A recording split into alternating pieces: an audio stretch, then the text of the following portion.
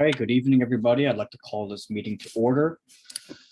We acknowledge that the Wilfrid Laurier Students Union is situated upon the traditional territory of the neutral Anishinaabe and Haudenosaunee peoples. I have received two regrets for this evening, one from Director Leclerc and one from Director Lafarchola. Can I have a motion on the table to adopt the agenda as presented? I'll motion. Okay, motion by Director Abu Rashid and seconded by Vice Chair Phillips. Would you like to speak to your motions? All good. Any discussion on the matter? Are there any abstentions? Is there any objection to the motion? Okay, the motion passes with unanimous consent. Next up is the consent agenda. Can I have a motion that the Board of Directors adopt the consent agenda as presented? I'll motion. Motion by Director Abu Rashid and seconded by Vice Chair Phillips. Would you like to speak to your motions? All good. Any discussion on the matter? I Vice Chair. Sorry, go ahead. Sorry. I just wanted to say these ones are pretty simple to look through, and it's pretty clear that they have been completed. But especially as the year progresses, make sure that you're looking through, especially for the ones that are non-compliant, and figure out what's not being done, what hasn't been met yet. That's all I have to say. Okay, thank you, Vice Chair Phillips. Do I have any abstentions?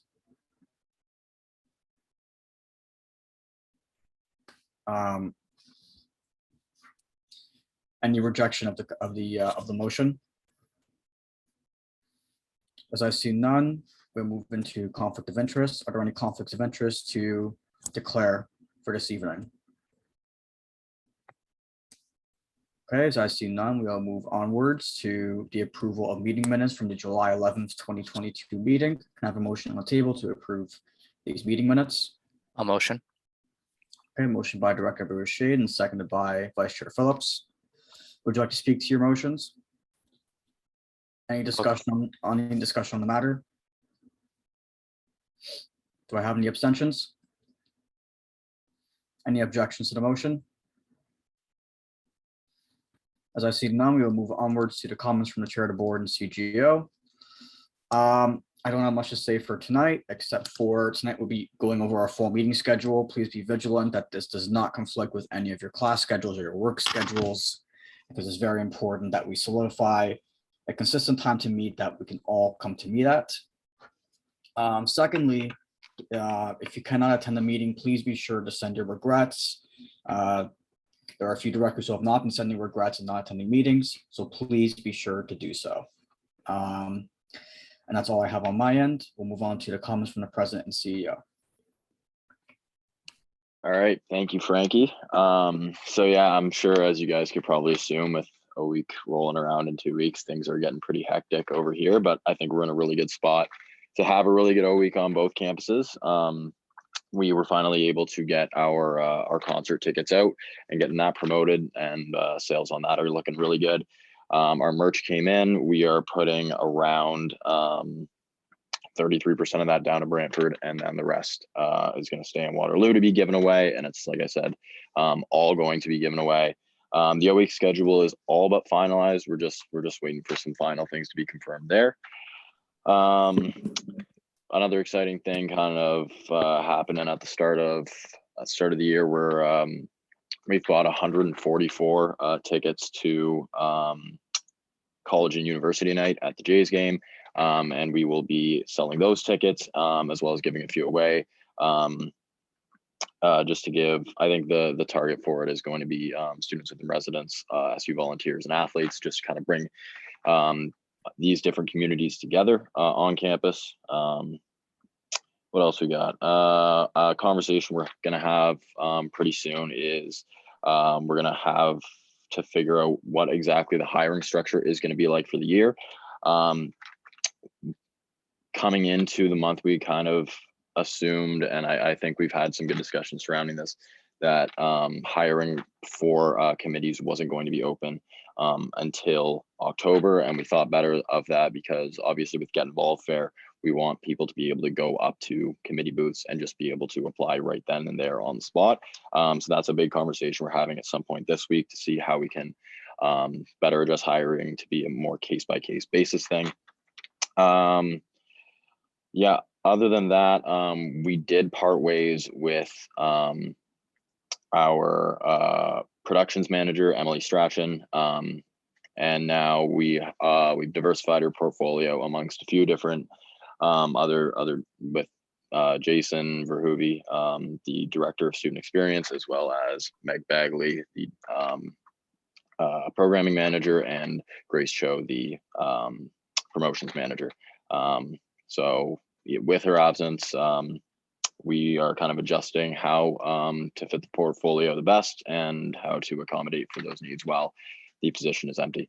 But it's still looking like we're in a pretty good spot. And yeah, that's I think that's all for me, and obviously open to any questions.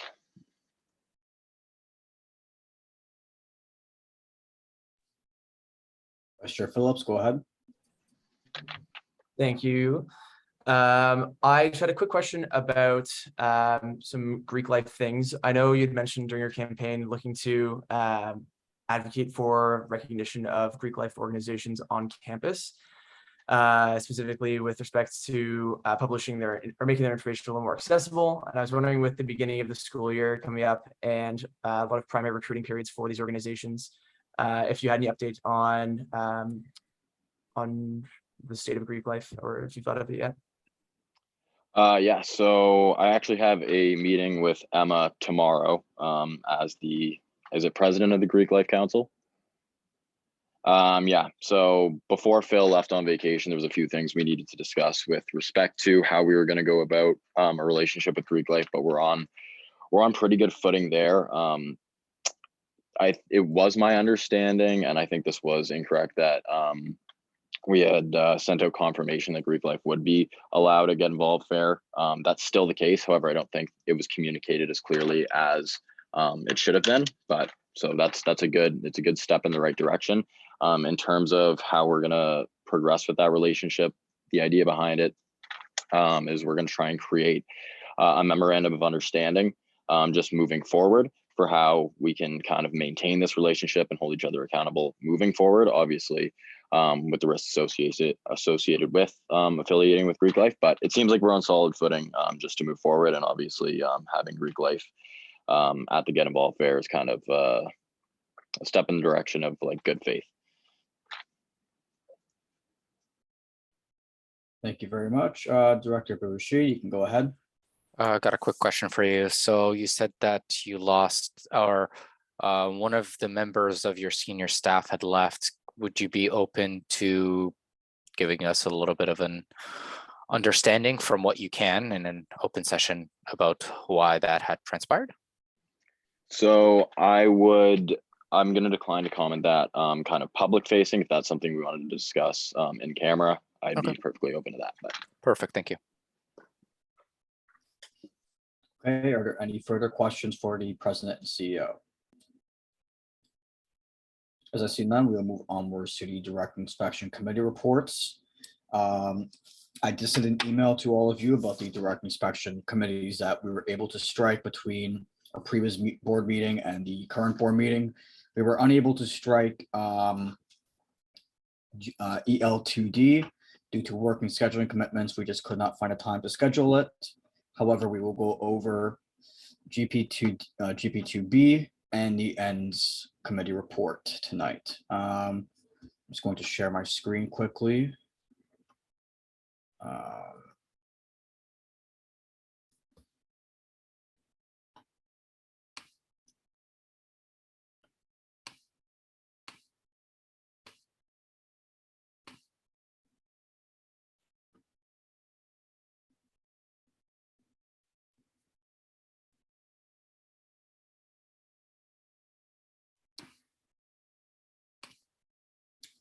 Okay, can everybody see that?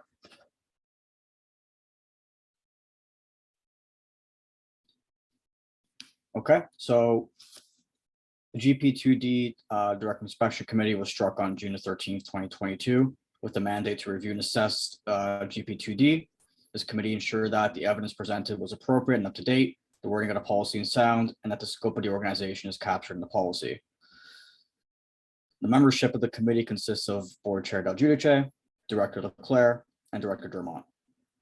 The committee has met on one occasion since its establishment on August 18th, 2022. All members were in attendance except for Director Dermont, who was absent with sending regrets. For the NSDIC, sorry, that's a typo there. I'll have to fix that. For GP2D DIC, the committee had a discussion on the following items prior to making their final decision. If the wording for the policy was still relevant to the organization, if the scope of the organization was captured in policy, how recent the policy was looked at and revised, and if the scope of the organization was captured in the policy. The final decision of the committee consists of 0 recommendations to the policy at hand. Can I have a motion on the table to approve of the GP2D Direct Inspection Committee report? Okay, motion by Director Abu Rashid and seconded by Vice Chair Phillips. Would you like to speak to your motion? No, well done on your DIC. Thank you. Any discussion on the matter? Are there any abstentions? Any rejections of the, any rejections? As I see none, the motion passes with unanimous consent. We'll now move on to the Ends Committee.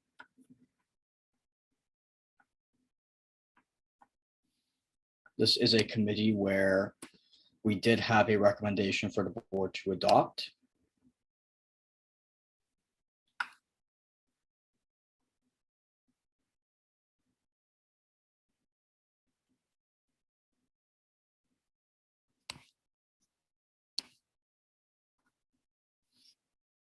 Okay, so the Direct Inspection Committee was struck on June 13th, 2022, with the mandate to review and assess ends number 1. The committee ensured that number 1, the evidence presented was appropriate and up to date, the wording of the policy is sound, and the scope of the organization is captured in the policy. The membership of the committee consists of Board Chair Del Giudice, Director Leclerc, and Director Abu Rashid. The committee met on one occasion since its establishment on August 15th, 2022. All members were in attendance except for Director Leclerc, who was absent with sending regrets. For the Ends DIC, the committee had discussions on the following items prior to making their final decision. If the wording of the policy was still relevant to the organization, if the scope of the organization was captured in the policy, how recent the policy was looked at and revised, if the scope of the organization was captured in the policy. The final decision of the committee consists of 1 recommendation to the policy at hand. The recommendations are typed in boldface throughout.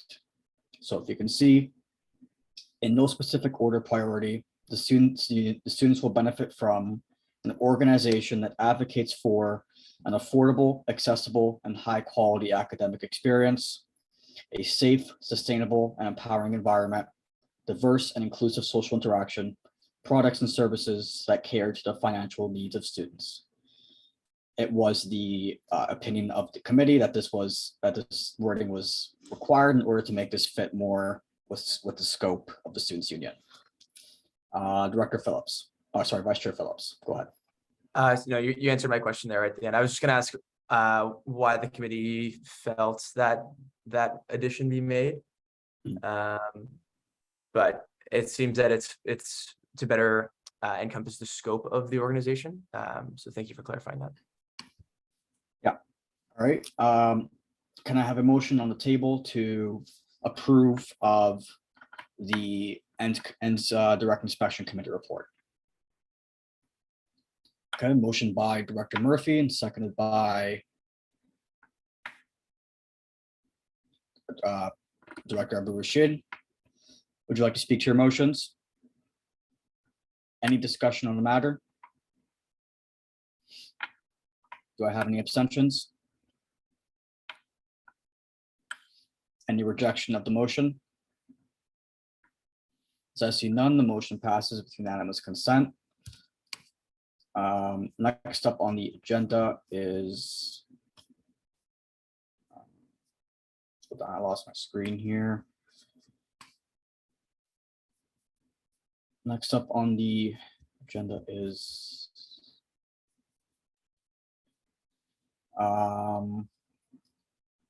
The fall meeting schedule. So if you would all go into, I believe it is pages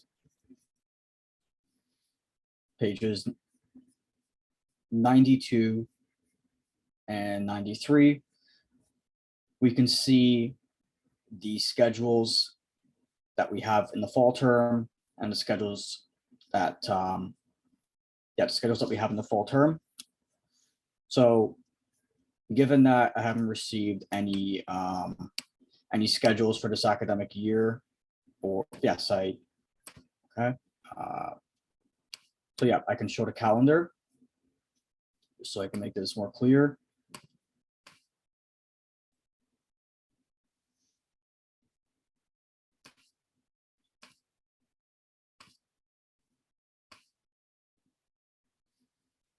Okay, so this is what we're looking at so far. Now, in the previous academic year, we met on every other Tuesday. So this would be the Tuesday after a week, and then that would be the 27th, and then that would be probably the 4th, the 18th, the 8th, 22nd, and then that would be the 6th. Vice Chair Phillips, go ahead. How many board meetings do we need to have between September and December? Do you know, or if not, would the Director of Finance potentially know the answer? I believe it's 2 per month.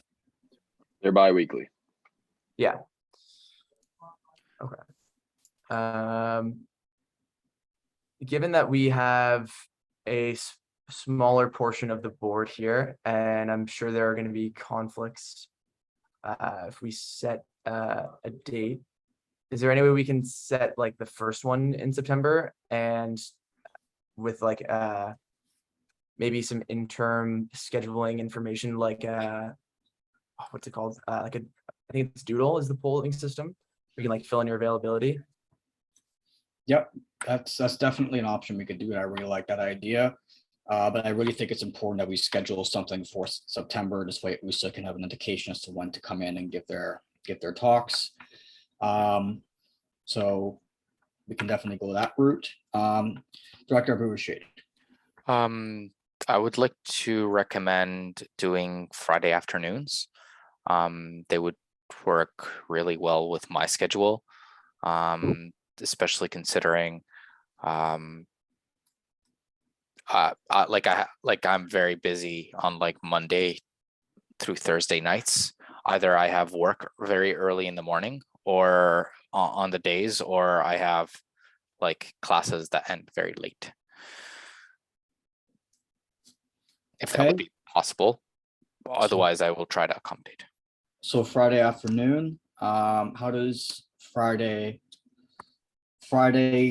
September 16th and Friday, September 30th at 5 p.m. sound? Does that work for everybody? Are there any conflicts? No. Vice Chair Phillips? Would you be amendable to 3 p.m.? Yes, that should work. Fantastic. I'd be in one of my labs. When are you earliest available on Fridays? Earliest available, I would probably say like 4:30. And even then, like 4:30 is like really pushing it. Are you amendable to either Tuesdays or Thursdays? I have the entire day off both those days. I work both of those days like full days, like extra long shifts, Okay. unfortunately. Yeah, sorry. Okay. But- um, Sorry, go ahead. Okay, Director Murphy, go ahead. If it's just a work commitment, is there any way that you could book like a half day off possibly? Just because like Friday evenings, I don't think are super desirable for me either. What about Tuesday afternoon? You said, what? Can we do maybe like 5:30? It's 5:30 work for everybody? Like either we could do like 5:30 if that would be like too early for some people. I could do like a really late appointment too. I have a commitment that can move around, but I still have to do at some point a Tuesday night. Yeah, Tuesday I have classes from 4 to about 6:30. So does Tuesday at 7 work for people? Can we do like 7:30 or 8? Okay, I'm amenable to either. How about 7:30? Does that work for everyone? Vice Chair Phillips? I would like to motion that the board meet on September 13th, bi-weekly, starting at 7:30 p.m. Okay, motion by Vice Chair Phillips. I have a seconder. I'll second that. Okay, seconded by Director Abu-Rashid. Would you like to speak to your motions? Okay. Any discussion on the matter? Chris, go ahead. Just to clarify, are you voting just for those 2 September meetings, or is this for the entire year? Because I think you should have input from everyone before you set your meetings for the entire fall term. Yeah, I think Vice Chair Phillips expressed earlier that we want to just set the September meetings as of now because we don't have many directors here to share their schedules and their availability. So as I interpret it, this is for the month of September. Vice Chair Phillips? Yeah, I can clarify my motion. That's the board meet on Tuesday, September 13th at 7:30 p.m. and Tuesday, September 27th at 7:30 p.m. pending schedules from the rest of the board members. Okay, so that'll be a new motion, a motion by Vice Chair Phillips, seconded by I'll second it. Director Abu-Rashid. Would you like to speak to your motions? Any discussion on the matter? Are there any abstentions? Any rejections of the motion? As I see none, the motion passes with unanimous consent.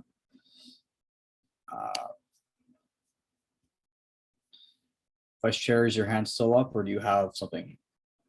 Okay. So next up on the agenda is the Fred Nichols Campus Center air handling infrastructure discussion. I will pass the mic over to Chris. Hi, everyone. The note that was included in your package is pretty descriptive, so I won't go into too much more detail. Just to give you a bit more history, though, since I've been with the student union, which is almost 10 years, we've been continually asking facilities, is there anything they can do to improve the air handling, particularly in those shoulder months of May and June, September and October, when you can have some very warm spells. The current boiler and chiller system in the building is antiquated. They do not switch over to chilling until July. So there are some times, particularly in May and June, I would say, and early September, when WILFs can get uncomfortably hot. Same with international news, with all the coolers they have in there that run fans all the time, so they can get extremely hot as well. So as part of the university's air handling upgrade that they're doing right now, they've approached us and said, hey, we've got an opportunity to install this, what they call a DX system. I don't know exactly what that all entails. But by installing that, that would give us the ability to control the cooling and have chilling in place in those periods of time. However, as you can see, it's a pretty substantial price tag. Would cost $60,000 just to investigate it and do the engineering work on it. And then there would be another $450,000 to actually install. So I acknowledge that that's a tough use of student money, and we would negotiate with the university around our share of the 450 and the 60, asking for them to contribute some. But at the end of the day, it's still, if we were interested in proceeding, it would still be a lot of money. The reason we're bringing this forth to the board is a couple of reasons. We want you to be aware that this is out there and that we're not making decisions on things of this magnitude without first bringing them forward to the board. But also, as somebody who's going to be here after your terms on the board, and I want to make sure we do our due diligence on this one. I don't want to be, 6 years from now kicking myself saying, oh, why didn't we do that when we had the chance, even though it was a lot of money at that time. The one comment in my note is that if we don't do it now and say 2 years from now we have some money and say, okay, let's do it now, that 450 is going to balloon to a lot. I don't know what it would be, but it would be a lot more because they would have to do a number of workarounds to a new system. So this, if we were ever going to do it, this would be the best time. But again, I acknowledge it's a lot of money just to have that additional cooling in those shoulder seasons. I don't want to minimize those seasons either, because for those people and the students that actually work in Wilfs, particularly in the kitchen with all the stoves going and the dishwashers and all the units in there, it gets awfully hot sometimes. International news, there's been times when their chocolate sitting on the shelves has almost melted because it's been so warm. But having said that, I wanted you guys to be able to discuss this fully amongst yourselves before we even move forward with the investigation and the engineering phase. And then ultimately, if we ever was green lighted with the installation. So I'll leave it at that.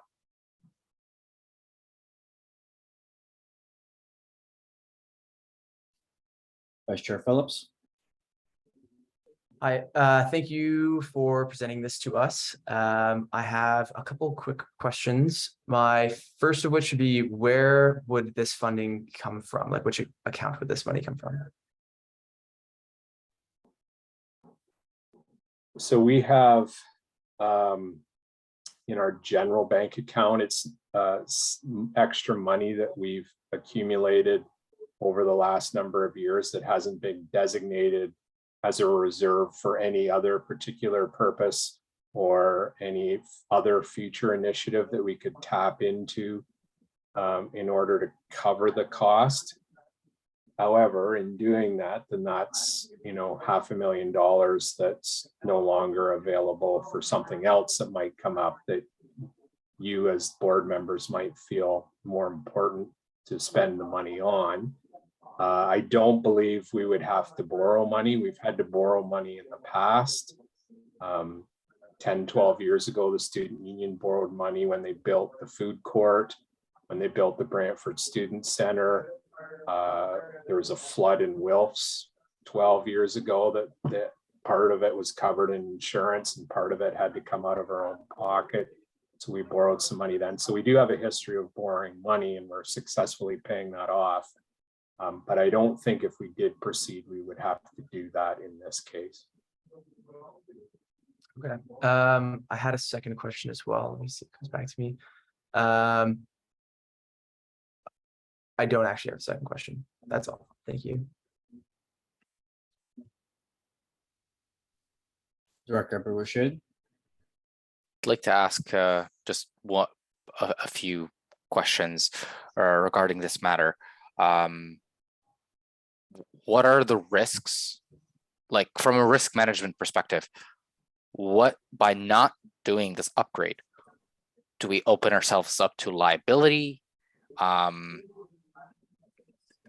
would it be imprudent financial management to not investigate this? I mean, I think the initial cost is something like $45,000. Is that correct? Or is it 60? It's 60 to do the initial cost. And I Right. think, so for the first part of your question, to be honest, there's no real risk from a risk management perspective. The temperatures never reach the point where the kitchen staff find it too hot and we have to shut things down. At least that's never happened yet. Who knows, as summers get warmer and warmer, earlier and earlier. But from a risk management perspective, there's not too much that we would have to concern ourselves with. The initial cost of 60,000 is basically would be money invested to plan it out and figure out how it would work and to determine the actual final cost of installation. So it's not even like the 60,000 is to say, yes, we can do it, or no, we can't. It's like, okay, this is what we're going to do, and the 60,000 would provide the money to plan for it and come up with a better estimate of cost. Is 60,000 like the best value we can get for this type of study? It's quite a steep bill. Yeah. Obviously, I don't have any engineering background, so I may not know, but yeah, I don't think it would swing too much. Like, we could probably go back to them and say, hey, can you do it a little cheaper? And it might come in at, I'm just making up a number, 52,000, but a gain is a gain. A gain is a gain for sure. But again, if we're spending the 60,000, it's almost like, or whatever that number ends up being, it's almost like we're saying, hey, we want to proceed with this, so let's spend the 60,000 to plan out how we're going to do that and what it's ultimately going to cost. Right. That's true. Although, like, it doesn't ultimately mean we will commit to building the system. It's still, if we don't, it would be just a sunk cost that we will never be able to recover. Exactly. So what I would recommend the board to do is I wouldn't motion just yet. I would suggest that we see if we can haggle a little bit, save us a little bit of money, but still explore this option ultimately. That would be my suggestion.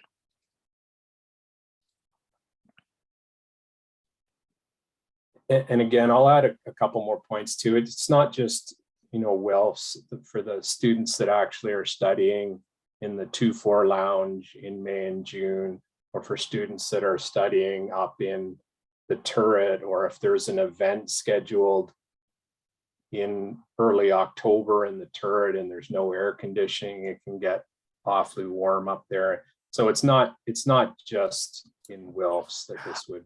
I did have one last question, which I did write down, but I had forgotten to ask you. Is that system the only solution? Are there other more cost-effective systems that we could implement? May not be as efficient, but make cost less? I don't believe so, because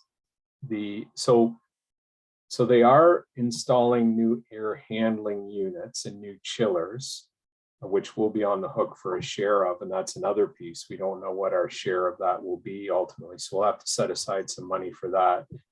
But as far as solutions for those shoulder periods of May and June, July through August, unless we ourselves wanted to install some separate air handling chiller system, just say for WELFs, maybe we could do that at a cheaper cost, but we haven't asked that question yet. And we'll definitely ask it, but I don't believe so. Right. And my last follow-up question will be, in regards to this, what is the expected life cycle of this system that we're putting in? Is it 5 years, 10 years, 15 years, 20 years? Because like, I'm not gonna say that the sticker cost doesn't really matter. It does, but like, what's the amortized cost like over 15 years, right? If that's what the life cycle of this system will be, because we want to make sure that we're giving students the best money. Like the students right now are not taking an unnecessary or a bigger burden of students in the future, give or take.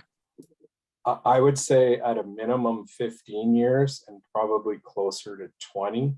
The current air handling and chiller units, where they're from a air handling perspective, I guess they're fairly ancient. They go back to the 80s, I think, early 90s. So they've been around for a while. So I'm going to have to say a minimum 15 years, but probably closer to 20. So if you spread that cost over that 20 year, it's not as bad as it seems with the upfront price tag, and we would treat it as a capital expense and amortize it over that period, so it wouldn't hit the books as an expense all in this current year. Okay, perfect. Thank you. Vice Chair Phillips. Hi, thank you all for that information there. I wanted to echo a sentiment that you had that the summers are not getting colder, and especially if the school itself keeps the AC on only between June to August. I think this presents itself as an opportunity for the FNCC to be a pretty popular spot on campus during the summer, which I think is something we should also consider as we return to a fully in-person year this year. With that being said, I myself am comfortable with potential, an instance where we spent that 60,000 on investigating, and then if the price tag came back to more, I think that that's justifiable given that we were doing due diligence. But I do think it is worth investigating exactly what the system will cost, and then making a decision from there.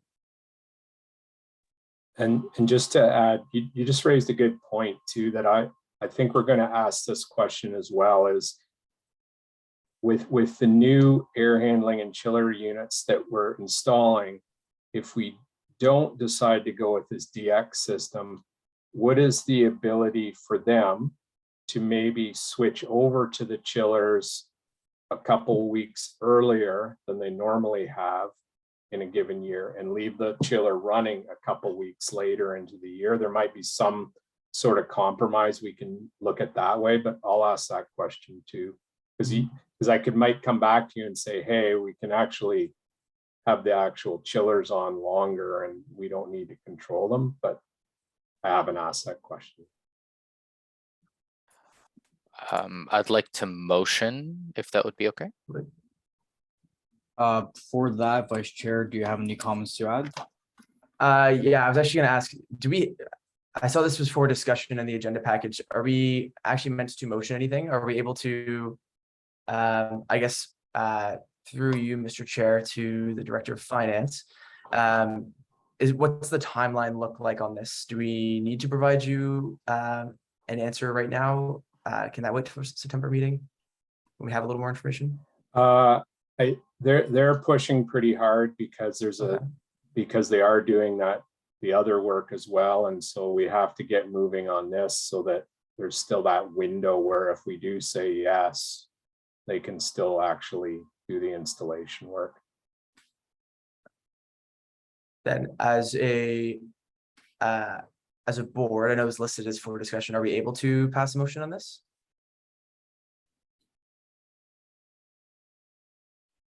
I believe so, correct? I believe so, yeah. Yeah, I okay. think so. Okay, Okay. so there was a motion by Director Boucher. Do we have a seconder?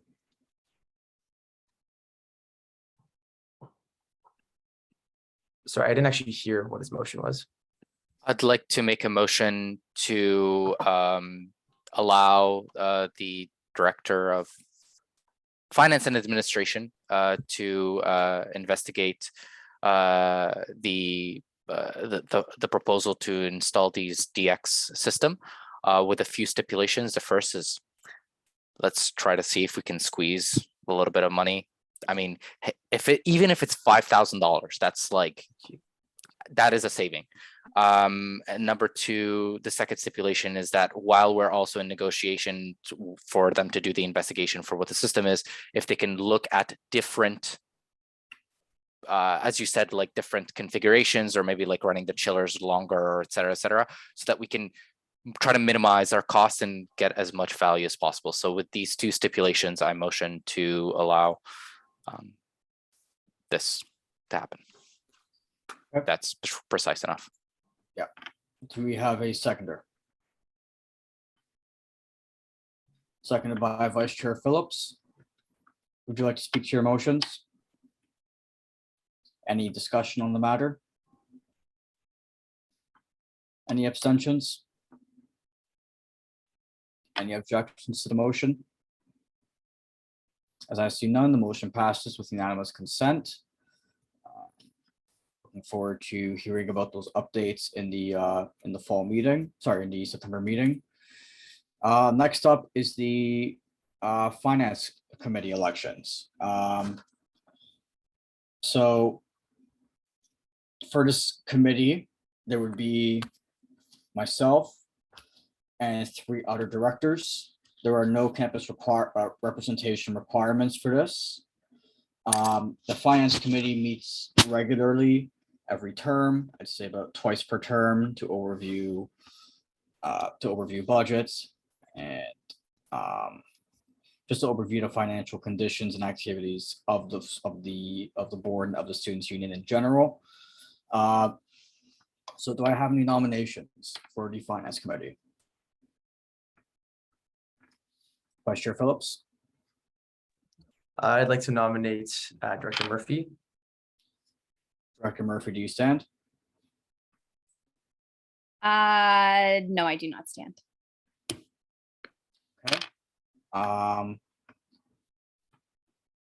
Do we have any other nominations? Director Abu-Rashid. I'll nominate Vice Chair Phillips.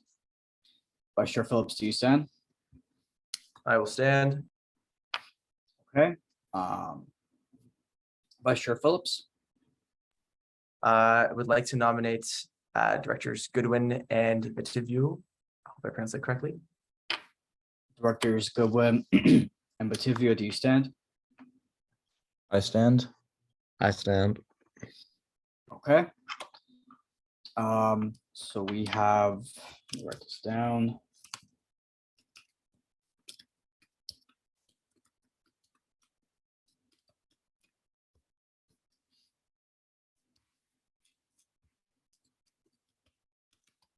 Okay, can I have a motion on the table to acclaim myself, so Chair Del Giudice, Vice Chair Phillips, Director Bativiu, and Director Goodwin to the Finance Committee? Sure. All right, motion by Director Murphy. That was seconder. Director Abu-Rashid, would you like to speak to your motions? Any discussion on the matter? Any abstentions? So those who are acclaimed, you have to abstain. So please raise your hand.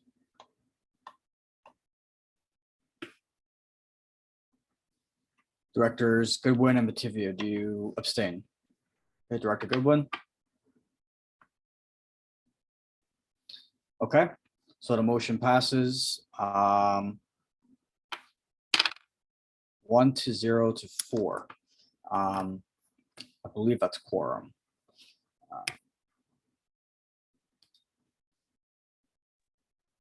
Should it be 2-0 to 4? 2-0-4, Correct. yes. Okay. So onwards to the ownership linkage committee bi-monthly update. So the ownership linkage committee has met between the last board meeting and this current board meeting, and we have a few proposals for the board and a few a few recommendations that we would like to discuss. Mainly our presence during O Week. We were thinking of presenting students with brochures about the Students Union and about the Board of Directors in order to show what we do, who we are, and the purpose that we serve for students. This would entail directors walking around, just talking to students in organically a fashion as possible in order to just give them information about who we are and what we do. Then we had a recommendation of trivia nights about the board on Friday night, specifically at Wilf's. So we can try getting into Wilf's and seeing if we can try to get some deals on food and try to get some people to come out and have a good time. In Brantford specifically, we were thinking of having events at either the Hudson or the Works. The Hudson was something that was seen as a secondary recommendation because it wasn't necessarily something that was directed towards student life, but the Works is more so directed towards that kind of lifestyle. Events in the Students Union building in Brantford, we could reach out to an old partner, which the Students Union had, called the Breer Brothers. We have heard many good things about them, and we can't see why they wouldn't want to join us again. And now for two things that we would like to discuss as a board. First of all, it is our presence during O Week. We were thinking of potentially being possible to give a short presentation at the beginning of O Week, just to talk about who we are and what we do. Now I understand a lot of the O Week events are already confirmed, but we wanted to check and see if there is a possibility that we can get a little short presentation in at the beginning of O Week events. So I'm going to direct that question to President Symington. Is there a chance that we can do this? Yeah, so I'm obviously not going to speak on, any Mackenzie and Massa's behalf, but I think the O Week schedule's pretty finalized at this point. I'm not sure if like anything can be really squeezed in. If I were to say anything with respect to O Week, I think having a booth at Get Involved Fair would probably be the best way to go about this.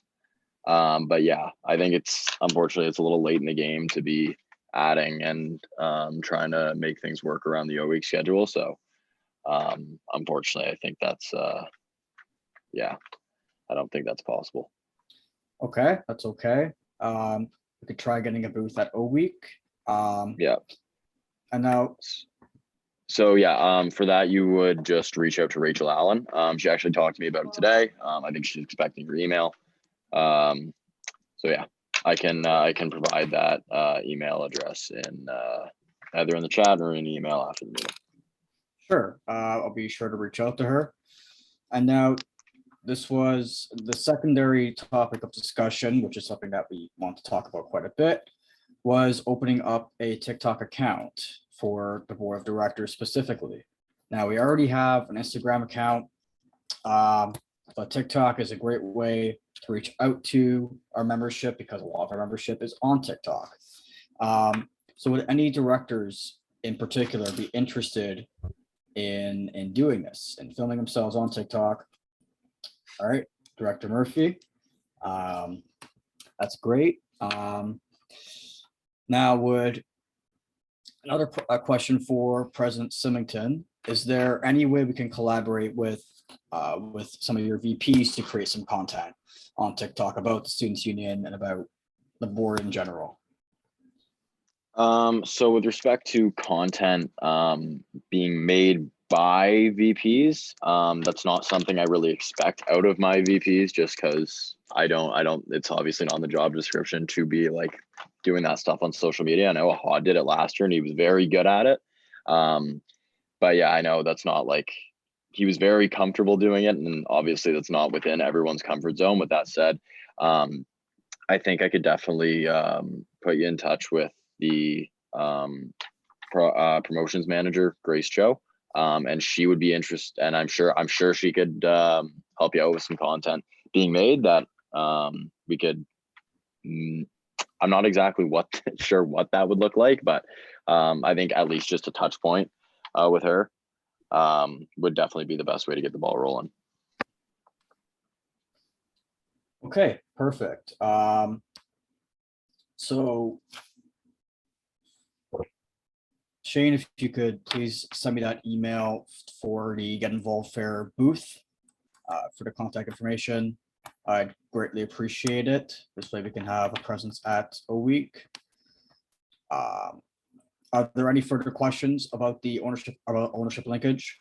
Would it be possible? Oh, sorry. I'll let Director Murphy speak first. Director Murphy? Just about the TikTok thing, I love making TikToks, love filming them, good at the little text and stuff. But just to be clear, I don't want all the responsibility on making all the ideas for it, because that is kind of where I draw my creativity line. So as long as people are helping with ideas and stuff like that, I can do like the actual TikTok stuff. Yeah, so a way we can do that is either putting this on the ownership linkage committee or reviving our ad hoc social media committee that we had from last year. So that's an avenue that the board can take. Would anybody be interested in reviving that older committee so we can have a more standardized way and specific responsibilities for them? Director Rashid? I'll motion to revive the ad hoc social media committee. Okay, motion by Director Rashid. Do I have a seconder? Okay, seconded by Director Murphy. Would you like to speak to your motions? Are we going to have nominations for this? I don't believe, not tonight. That would probably be for the next meeting. Okay. Yeah, so do we have any discussion on the matter? Any abstentions? Any rejections? As I see none, the motion passes with unanimous consent. I'll get in touch with Ian and Phil on getting that started. Director Rashid, you had some comments. I did have a question which spoke to Director Murphy's point. It would be greatly appreciated if we can get some institutional in-house support in order to create or help come up with the ideas to create the content. As Director Murphy has just pointed out, good at doing it and whatever, but I think the biggest part is going to be able to not only do this just like as a burst, but more sustained, and some institutional support from within the student union would be greatly appreciated so that we can make sure that it doesn't look like a stale makeshift campaign and more organized and a sustained effort. So if the president would like to comment on that, I'd really appreciate it. Yep, Director Symington, if you'd like to comment. Oh, sorry, President Symington, if you'd like to comment. Yeah, just with respect to it being kind of like that idea of like sustained effort, obviously. Grace has like a ton going on, especially considering we are now again shorthanded in the marketing department. So obviously like I won't overcommit to what she's able to help out with. And if in terms of like it being kind of an organized and sustained effort, obviously if like that were to be the case, that has to be reciprocated on the board side too, right? Of course, and that's something that we're looking for basically a partner to work with so that it gives the best presence. One of the biggest fails that I remember from like, I guess earlier on in my academic year, so maybe like 3 years ago, was like there was one campaign that was like they put out content for an Instagram page for like 2 weeks and then the page went silent.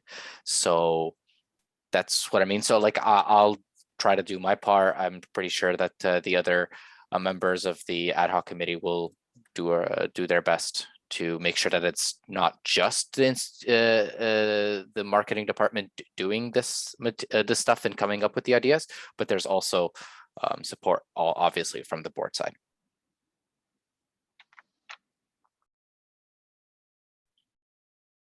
Okay. Are there any further questions for anybody, be that for myself, President Symington? Okay, as I see none, we will move onwards to the board secretary hiring update.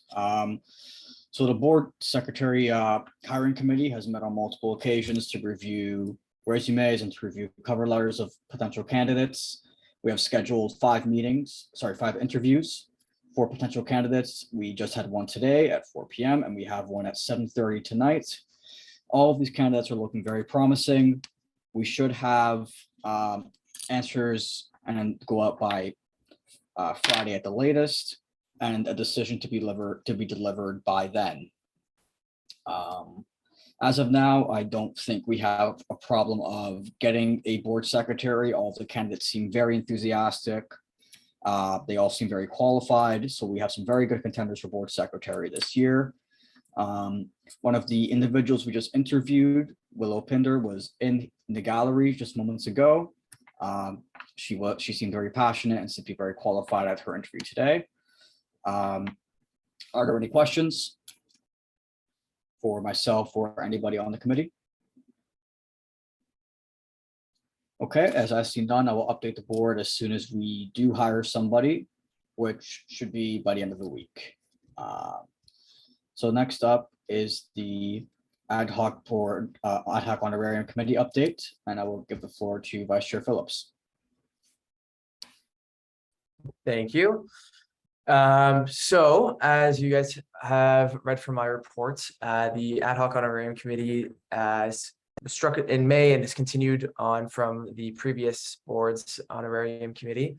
We're mainly tasked with looking over this new committee was mostly tasked with trying to figure out how the responsibilities that were taken away from the chair and CGO can still be upheld without offering a sort of compensation that would create a conflict of interest that we were trying to eliminate in the previous board, as well as look at any potential gift akin to what we receive as board members for the chair for his work during the year, his or her work during the year as well. Committee was myself, Director Bottinger, Director Murphy, and Director Dermott, and we've met 3 times since then. Looking at the recommendations here, the first and the biggest would be to create a new governance coordinator part-time role with the potential draft job description attached here. To summarize it, they'd be in charge of distributing and collecting board materials for board meetings and the agenda packages, tracking our action items between meetings to ensure that things are getting done on time. One of the larger responsibilities would be to serve as the CRO during any elections or the annual election, any special elections that come up during the year, and help facilitate those processes as the chief returning officer in those elections. Those were the bulk of the responsibilities that were removed from the chair's role, and those need to be kept up. So we recommend that this position be struck and hiring begin for that role. There were a few things we needed to figure out as board before we did that. One was figure out exactly how many hours a week we predict this role to work. And then at that point, we can look at salary information for this role. If you look on the second page, it says right now it's written as 10 hours a week, but that can be changed to whatever we believe is more fit, or if we want to distribute hours differently. And the second thing as well would be who this role reports to. As of right now in this draft, it's just to the chair of the board and CGO and the board of directors. However, Ian had mentioned or had brought up a good point to me that I thought I would address to the board, that having a full-time role or member in charge, or as someone else to report to like himself, would mean that they can provide more of the day-to-day assistance, while the board and the CGO oversee the general direction that this role is taking, and ensure that they're meeting their responsibilities as the governance coordinator. That's recommendation 1. The second recommendation, so in previous years, the CGO received, or I believe in the most previous year, the CGO received $22,000 as an honorarium for their work with the board, which was redacted as of the last board meeting of the previous board. And so after some discussions as a board about potential ways we can still gift the CGO without violating any potential conflicts of interest, we discussed potentially offering a one-time tuition bursary akin to what I believe what the president and CEO receives as a gift for their service throughout the year. Those are the recommendations at hand. I would like to open the floor to discussion for things. I think first start with the easiest thing, which would be, do we believe that this role should also report to Ian as Director of Policy and Research?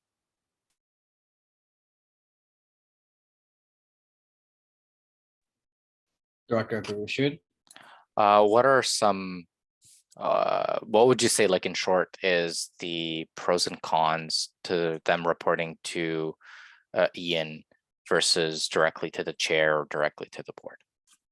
So to clarify, they would report to both. It wouldn't be one or the other. I would say surprise and benefits of having Ian as part of that structure there. One is he's very well versed with policy and the general organizational structure of the students' union. And therefore, when the governance coordinator is doing some more of the nitty-gritty with respect to elections and setting up agenda packages and the protocol that goes around that, they'd be able to have those questions answered very quickly, very easily, as he's full-time. And I'm not sure that I do see a con other than potential communication, errors in communication between the board and Ian, but I don't see that really being an issue in a practical sense. From my perspective, I think it would be kind of no issue for them to report to both Ian and the board. It doesn't cause any operational problems. So as long as they're still accountable to us, it doesn't really matter to me. Thank you. Were there any other questions or any other comments anyone had about the reporting structure? If not, I can take note of that and amend that for our presentation in September.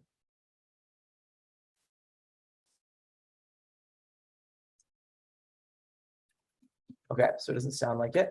The next thing would be determining the salary here. So, or I guess starting with how many hours a week we predict this role to work.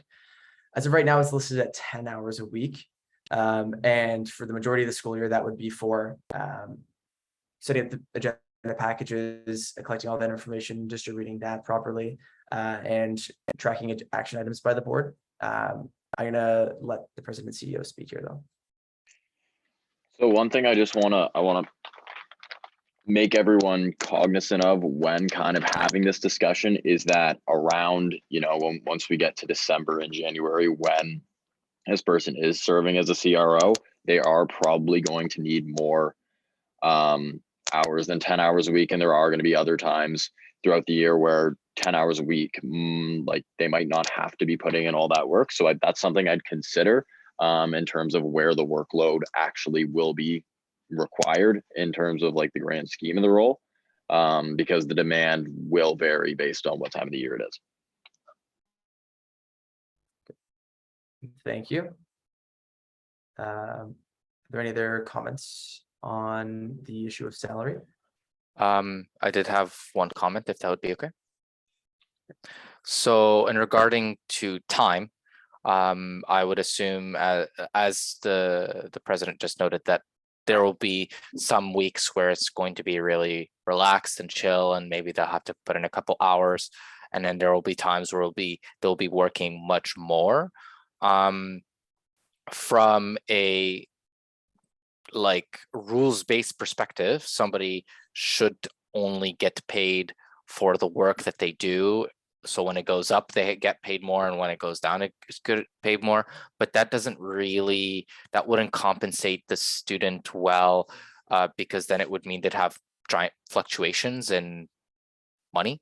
So I think that the most efficient approach would then to kind of set how many hours that they'll have to work over the term, and then kind of just divide it by the weeks that they'll be working in, so that they get paid kind of like a consistent salary, with the expectation that it's like a stipend.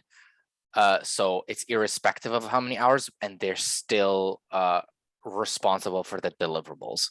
So it wouldn't be like an hourly based job. It would be like a almost like a fixed contract job.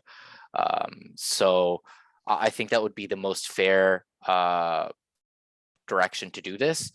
In terms of their actual salary or whatever compensation that we decide, I think that the best solution for them, if we give it as a tuition bursary, would be tax-free, which benefits the student, and it would mean that they wouldn't be an employee, which would mean that it would save the institution. If the director of finance and administration would like to correct me if I'm incorrect, would possibly mean that we don't have to pay CPP and EI and all that other stuff. So savings for us, saving for them. Is that correct, Vice Chair? To my understanding, the reason that we're looking to strike this role is as a bridge between the operational side of the students union and the administrative side being us. So they would technically be an employee of the company or of the organization. However, they would report to us and serve our duties. Clarify if I'm incorrect there, Chris.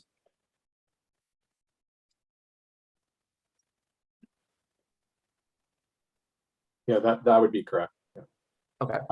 All I was going to say, if there is a tuition component to that whatever tuition that is reimbursed or provided to that individual, it is a taxable benefit according to CRA for that individual.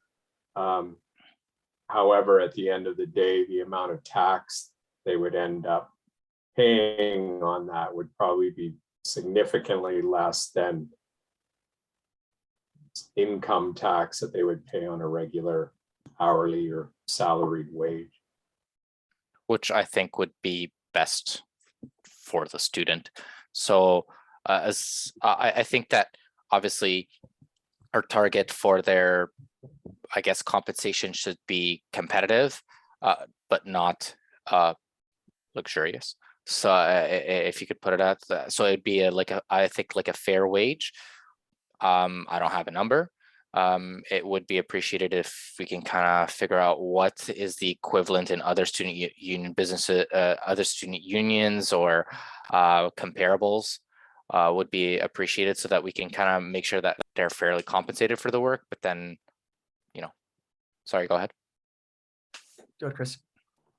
All I was going to say is Ian could ask around and get comparables if there are similar positions at other universities. Our internal comparables with other students that we hire for employment at the student union, so that be it at the SU desk or Wilf's or Golden Grounds in Brantford. Those students are typically brought, like new hires are brought in at $15.50 an hour. If you're a returning employee, it's a little bit higher, $15.75, $16 an hour, somewhere in that range. But every new employee that's brought in right now is at that $15.50 mark.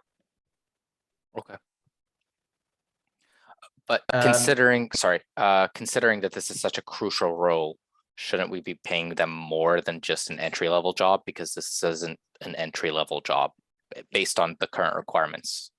So I would like to raise attention to President Symington's point in the chat here as well, that his assistant vice presidents are paid $15.50 as well. Through my discussions with the committee and with Ian and Phil as well, I do think that in terms of compensation, that might be a little better suited for the Shauna and HR. I think if we determine what the hours look like, and if that's a flat 10 hours a week of pay throughout the year, with the expectation that some weeks that's less, that's 2 hours, some weeks that's 15 hours. Does that sound to everyone in the meeting? Does that sound reasonable at 10 hours? Or do we think 15 to account for considerably heavier weeks during elections? I would go a half, 12 and a half. That would be amenable to that number. Okay, Director Murphy. I would say to just up it to 15 hours to be safe, because as someone who's worked multiple jobs, when I work less hours, it's kind of just a great for me thing. But I feel like if we're hiring someone and they're working more hours, even though last week they could have worked 7 hours and this week they're working 20 hours, it still just raises room for kind of complaints and feeling that unfairity. So I think it's better just go with the 15 than kind of try and cut it lower. Thank you, Director Murphy. Let's hear from the Director of Finance. The one thing I could suggest is that if you did go with the 10, if you assumed on average over the course of the term, it would be 10 hours a week, sometimes less, sometimes more, but an average of 10, you could put a clause into the contract to review that after a couple of months or after the first semester. And if an upward adjustment was required, it could be made retroactively. Then you're not committed to the 15 hours up front, and then you find it's only on average 10 hours, so you've overpaid. But either way, it's not like financially, it's not huge dollars. So Thank any you. options? I think that is probably something reasonable that we can work into the contract there. I've made note of that to address at our next meeting. From the sounds of it, then I think we should start at 15 and then evaluate that as the term goes on. But again, we'll come back with a formal recommendation before we go ahead and approve that. I believe that was all that we needed to discuss about the governance coordinator role, unless there's any other comments.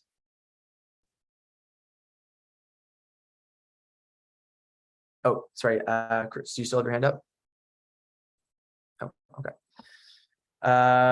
Great, okay, so that's all for me. Thank you all for your time, and we'll come back to the board with some recommendations based on the or with the updates that the governance coordinator reports to Ian as Director of Policy and Research, and with a 15-hour a week pay subject to review in November or December. President Symington, before I hand it back off to. One thing I do want to point out, if you do decide to go with the subject to review route, I think, and obviously like this is your guys' decision, but I think it's something important to consider. Let's say this person starts off at 15 and then it's realized that there are less hours required and now they're having that kind of taken away, and that wouldn't be a good feeling during the midst of the role. Whereas if you go the opposite direction, it's 10 out, you start with 10 hours and then you realize you need to go up to 15. That's a way better feeling for that employee in terms of them actually going about and accomplishing the work that needs to be done. So I think that's an important thing to be conscious of, at least while having that discussion. I completely agree. Thank you for your, sorry, can you raise your hand if you have a comment? Oh, sorry. Yes, thank you. Yeah, I think that's a good point. I've made note of that as well to discuss during the meeting. Director Averusha, do you still have a comment? Yeah, I just want to say I completely agree with what the president said. It's better to retroactively pay up and then increase than have to decrease, because then the student halfway through their term are budgeting accordingly, may have not taken another job, et cetera, et cetera, et cetera. So I completely agree that we have that stipulation that we will retroactively pay back and increase going forward. Thank you. Conscious of time in the secretary interview at 7:30, I will pass it back to Chair Delegate EJ. Okay, thank you very much for your comments. That was a very good discussion. So next up, we have new business and announcements. Is there anything anybody would like to share with the board? Exciting things going on in their lives? Oh, nothing. All right. So the action item summary. We will connect. Oh, President Simington. One thing I'm excited to share is with respect to the concert. And this is subject to weather on the day. But we do have approval to move forward with our OE concert being outside, which is really good news. Allows us to sell more tickets, et cetera, et cetera. Also reduces the chance of an outbreak because we won't have to have it inside. So obviously weather contingent, but that's some good news with respect to the concert. Yep, that is some very good news. I'm definitely looking forward to seeing that concert. So in terms of action items, I will reach out to the promotions manager and Rachel Allen in terms of the TikTok account and the the presence at O Week respectively. And then I will reach out to Ian and Phil about reviving the social media ad hoc committee. If there are no other comments, can I have a motion to move this meeting in camera? Okay, motion by Director Murphy, seconded by Vice Chair Phillips. Would you like to speak to your motions? Any discussion on the matter? Any abstentions? Any objections? Okay, I will see you all in Microsoft Teams.